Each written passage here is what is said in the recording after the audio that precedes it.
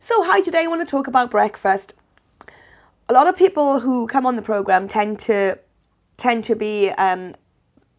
worry about breakfast, or they don't have breakfast. For a lot of people, one of the main stumbling blocks is what to have for breakfast.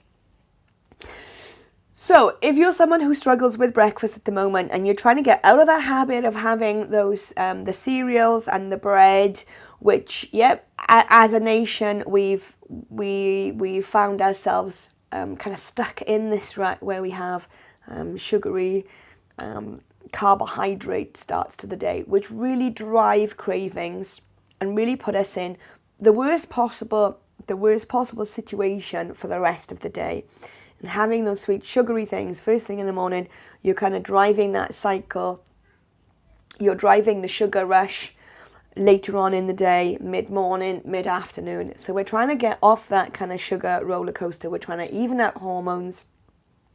So the best start of the day is something with protein in. Now, eggs are a really, really good source of protein. There's so many different ways to cook them. There are lots of different breakfast ideas associated with this email. So if you have a little look below, I'm going to attach recipes for you. The other thing that's a really good start is a green smoothie. If you find that it doesn't fill you up, you can add nuts to it. You can add coconut milk. You can add some sort of almond milk to it to kind of pad it out to keep you fuller for longer. The other thing I'd also suggest to you is, so you've got your green smoothies, you've got your eggs. Maybe you're someone who would want a green smoothie.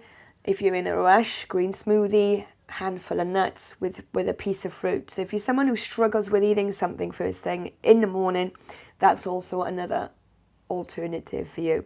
But what you want to be doing is, the other thing that people kind of fall into is they tend to fall into the rut of having the same thing. So you really want to kind of have at least 4-5 different breakfasts and then have different varieties in there, so you're not having same old. It's okay to have like the quinoa porridge now and again, but again, I wouldn't have it every day. I wouldn't get into the habit of having oats. Oats are okay now and again. They are a form of gluten. I'd have porridge now and again. But again, it's not something that I would strongly suggest you have very often, because it is a form of gluten and you are having a starchy carbohydrate to start your day. We're looking at a good protein source. So that's going to be your eggs, your meat, your nuts first thing in the morning, or a green smoothie with a nut milk in. So careful you don't get into the rut of having quinoa porridge every day or oats every day. That's going to mean that you're going to fall off the wagon. So for some people, this is going to be the biggest hurdle for them to get over what you have for breakfast, getting out of the rut of having the bread and the cereals.